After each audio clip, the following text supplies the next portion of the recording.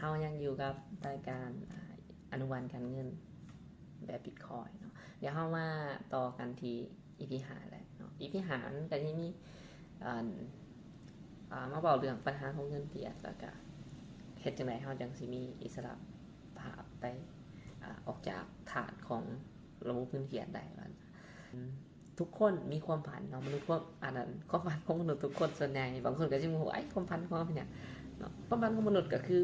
การมีชีวิตที่เป็นอิสระก็คือจะเฮาอยากเฮ็ดเวียกตอนไหนเฮาอดออมหรือว่าเฮาเฮ็ดทนเฮ็ดเวียกตอนนี้เพื่อเฮาสิมีเวลาไปเที่ยวหรือว่าเฮ็ดสิ่งที่เฮาอยากเฮ็ดเนาะเพราะว่าเฮา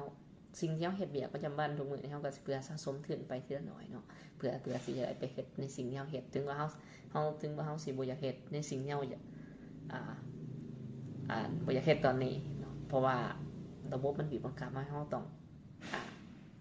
สะสมหรือว่าเฮ็ดเวียก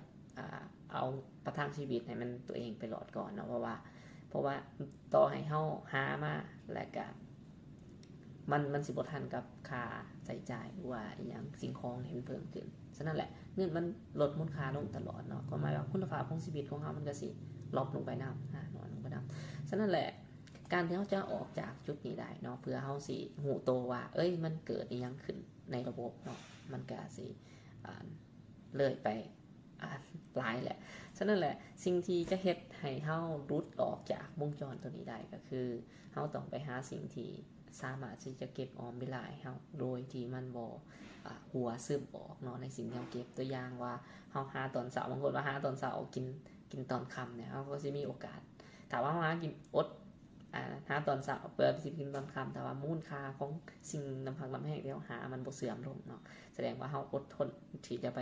กินตอนค่ำแต่ตอนเช้ากินตอนเช้าเลยเนาะคนส่วนใหญ่เฮาคิดว่าทราบหัวงานกรรมกรอย่างต่างๆเขาบ่ได้มีเงินที่แบบว่าไปลงทุน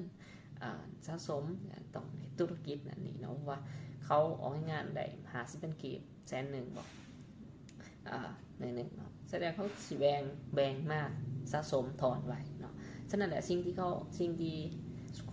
เฮาส่วนใหญ่เฮาก็เฮ็ดแบบนั้นอยู่แล้วเนาะบัดทีนี้เมื่อเฮาสะสมถอนไว้แล้วในเฮ็ดเฮาอยากไปเฮ็ดในสิ่งที่เฮาอยากเฮ็ด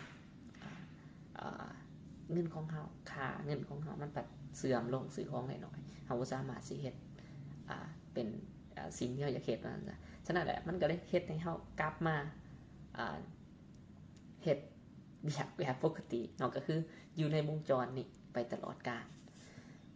โอเคฉะนั้นแหละEP นี้ก็สิประมาณนี้เนาะเดี๋ยว EP ต่อไปเฮาก็สิ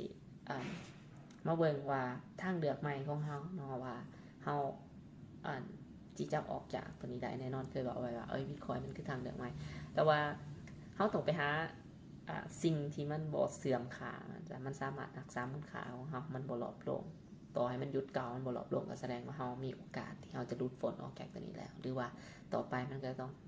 มีมูลค่าเพิ่มขึ้นบ่ปานนี้โอเคประมาณนี้ทุกคนบ๊ายบาย